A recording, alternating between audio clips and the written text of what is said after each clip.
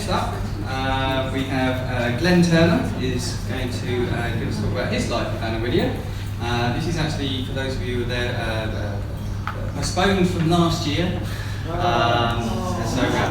Finally he's got his moment of fame. Hello everybody, can you hear me? Yeah, it was very interesting to hear Miriam's talk, and I think some of mine is going to overlap with hers, to be honest, so apologies in advance for that, but she did give a great and important message there. It was interesting to hear her kind of thoughts on mainstream school, because that's where I started as well. She kind of put a very positive, had a very positive attitude towards it, despite some of the more negative aspects of it. For me, it was completely the opposite. Mainstream school kind of shattered my confidence personally. I know it works for a lot of people, and that's exactly how it should be. There are people here who can talk about it very positively, but I was bullied there by the other kids regularly, and the teachers just didn't know how to support me. So I couldn't, read the blackboard and the written materials, and just couldn't, understand the lessons and things. So I just became kind of very withdrawn and upset because I was made to feel worthless. Basically, nobody wanted to be friends with me because I was different, and I was incapable of doing anything as far as I knew at that point. But I was born to visually impaired parents. I inherited my Aniridia and Nystagmus from my mum, so they knew what it was like for me, and appreciated the difficulties. And as soon as they became aware of what was happening at the school, they did move me to a special school, which was the West of England School in Exeter, as it was known then, as some people may know of. The damage had already been done by then. I was now extremely shy and reluctant, to participate, and I was too scared to put my hand up in class to answer questions in case I was wrong and stuff like that. And there were some kids there who sort of bullied and teased me a bit because I'd become so vulnerable and such an easy target. I'd really withdrawn into my shell at that point. But because I had supported teachers there, at least now, we had the technology to help me read and work and stuff, I was able to start getting into classes and activities and start finding out there was things, that I enjoyed, like, music and swimming I enjoyed on the activities front, and maths and IT and science I kind of got into. And I did start to make friends as well, started to gradually get over my shyness. I just found there were kids I could relate to and get on with. So kind of very, very gradually over kind of like the months and years I was there, my confidence did gradually grow, as I got better at classes and made more friends. I got involved in lots of activities. I did join a local disabled sports club and got involved in lots of swimming galas all over the country and winning lots of medals and things. I took part in the 10 Tours walking challenges on Dartmoor that we did with the school when I was in the Cubs and Scouts. I took part in school plays, either on stage or in the band, and we had school trips to places like Snowdonia and to France, and the best one we did was to America, where we did an exchange trip with the Kentucky School for the Blind, which we spent 2 weeks in the States, which was amazing. And also along the way, I actually ended up befriending the kids who had been teasing me early on, because as we got older and more mature and got to know each other better, I came to understand that the bullying was never really my fault. I was never the problem. The reason that kids bully and tease is partly ignorance, because they don't understand, and partly because they have issues of their own. Some of these kids had like family issues going on, or health issues, or just self-esteem issues, or whatever. So there's usually some reason behind it. It doesn't justify the bullying. You still need to stop it, but at least it was a huge weight off my shoulders, knowing it wasn't the issue, and it just made things easier to befriend them and sympathise with them, and ultimately kind of forgive them, really. So by the time I left school, I had a very good circle of friends, and I had very good memories despite the rocky start I had, and good GCSE results as well. I even took my maths GCSE a year early because I enjoyed maths so much, nerd as I was. I was very happy with that, and then I went on to college and university. Now that, of course, was my first step back into the mainstream world, so given my earlier experience, I was kind of very apprehensive and nervous about that, not sure how I'd be treated, how well I'd get on with the work and stuff like that. But thankfully everyone was really nice and supportive. I did get the support I needed with the work. So, I did go through college and got good A-levels, and at university I came out with a 2-1 degree in accounting and finance. So basically by the time I came out of the education system, I was a lot more confident and independent than when I went in. So then obviously I had to go and find work after that, and I thought that might take a while, because I know it can for some people, but I got lucky because a lady at a local employment agency knew someone within the local authority, so I was able to get me 2 months work experience there. So I was helping the finance team basically transfer data into their new financial management system they were developing.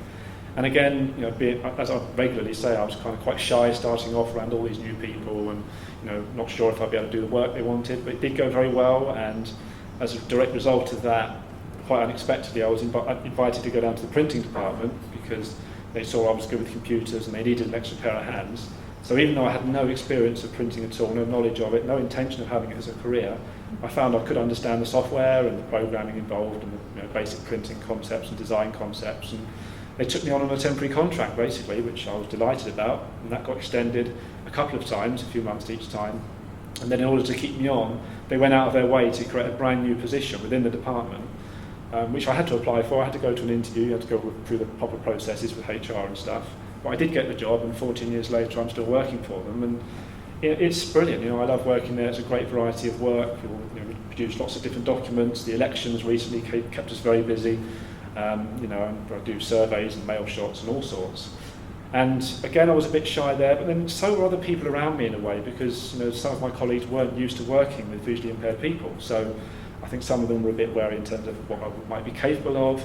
Some of them were kind of wary about saying things that might inadvertently offend me, or I didn't know what sort of sense of humour I had. But we all soon relaxed around each other, and that helped me feel more comfortable, and a great camaraderie developed, and they realised I had just as warped a sense of humour as they do, so it was all fine.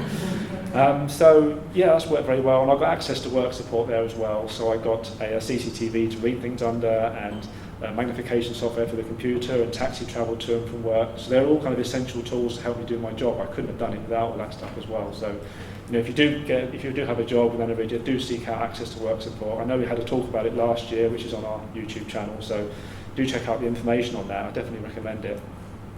And yeah, that was basically my routine through my 20s, just going to work, and I had friends outside of work, from the local area, some friends from school that still live nearby, and everything was happy and comfortable.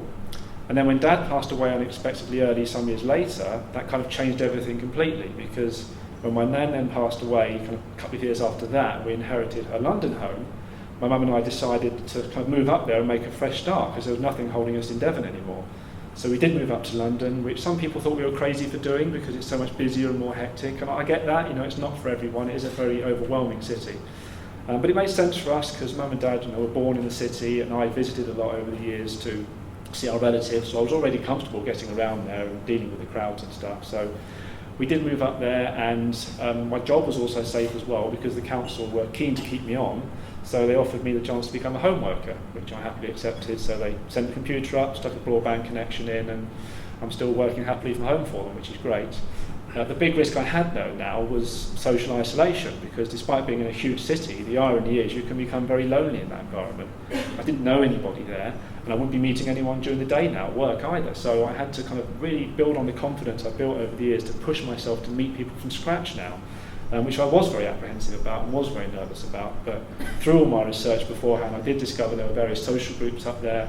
You've got like the London Vision groups for visually impaired people, and there's ordinary groups as well, like meet-up groups, and there was a group called Thinking Bob I discovered, and they all do events like game nights and quiz nights and bowling, and they go out to tours and for walks and just have general food and drink socials and stuff. So I joined some of these groups when I went up there. Again, I was particularly nervous about the more mainstream groups, how I might fit in, how I might be able to join in with their activities and stuff. But again, everyone was really nice because everyone goes to these groups for the same reason. So it wasn't a problem particularly. So that really helped me to settle in and kind of grow my confidence in the city. And through like the visually impaired groups, the London Vision groups, I discovered that there are all these kind of audio described and kind of touch talk type experiences in the city. And it's becoming more and more accessible as time goes on. One of my favourite things is the fact that theatres now do audio described performances for a lot of their shows. So these often start with a touch tour where you get to go up on stage and explore the sets and the props and the costumes and meet members of the cast and crew if you're lucky, and then during the show you get live description through a headset. And it just completely has opened up the world of theatre to me, because I just love going to that kind of stuff. I can just engage with the shows as fully as everybody else and not miss a thing. So I love doing that. And likewise, museums do audio described tours and handling sessions for some of their exhibitions these days.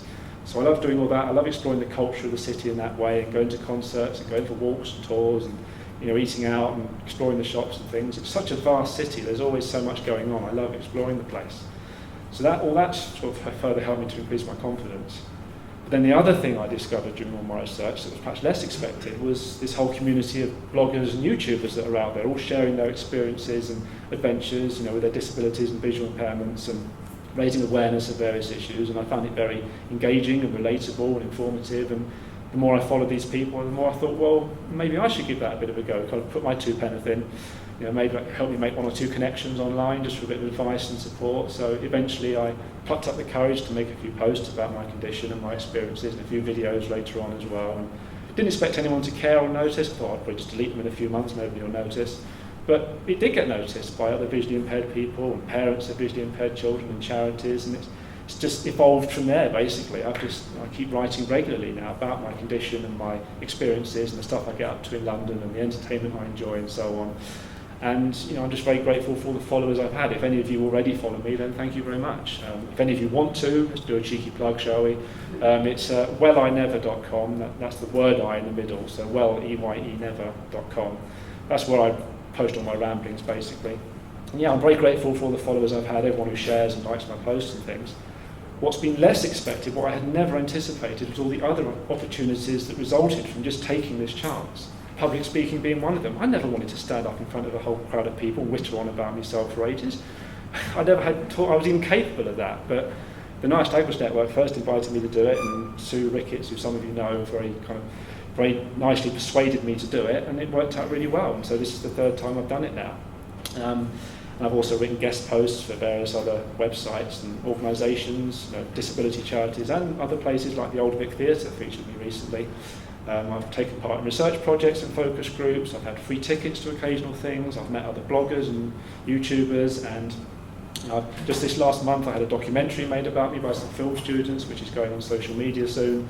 There's another documentary I'm helping out with again later this month. I'm also featuring on a charity podcast later this month for London Tech Week. So one opportunity has kind of led to another and led to another. It's been like a domino effect as people have got to know me. So just from taking that small chance of putting myself out there in the world, this huge door is open for me. It's just been incredible. And I've also met some wonderful individuals as well, made some very close friends just as a direct result of that. My very own James being one of them. If he's going to embarrass me by standing up here, I'm going to embarrass him as well. So yeah, I mean, he obviously got in touch with me, saw me talking about Aniridia, and he welcomed me very warmly and kindly to London when I came up, for which I'm very grateful. And he got me involved with the Aniridia network and the volunteering I do here. So as some of you know, I help out with the communications and social media, and I've been kind of getting sneaky photos and video footage of you all day.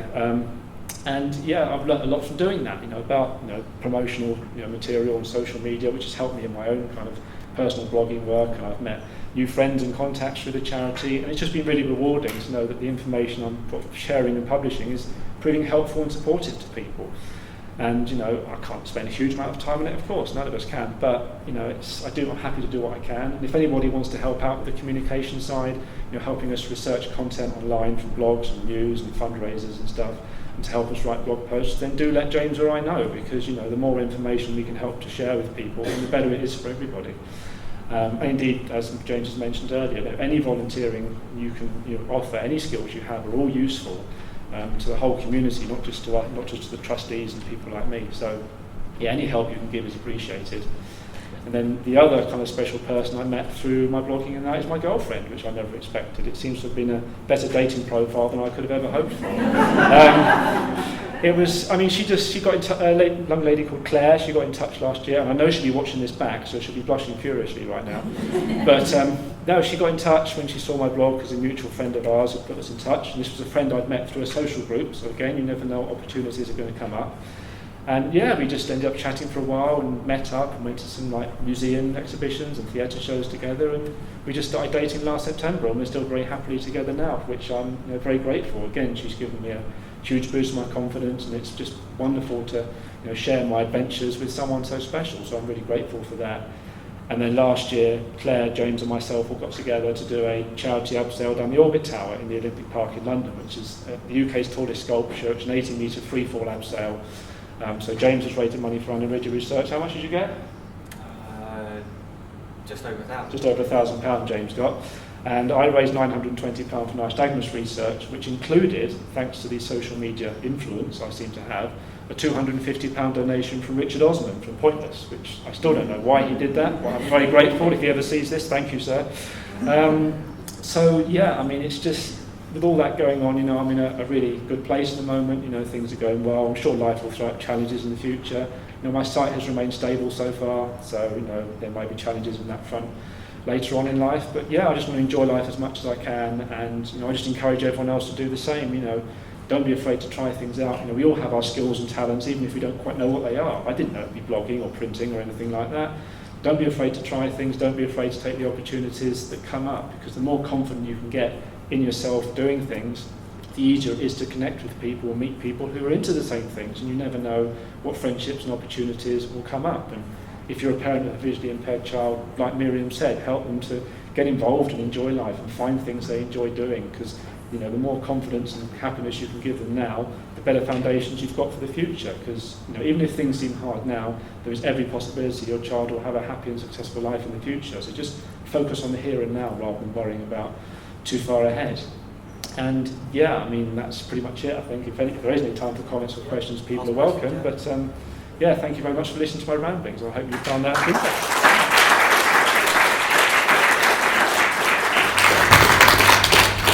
So any questions, Glenn? No, we'll get on.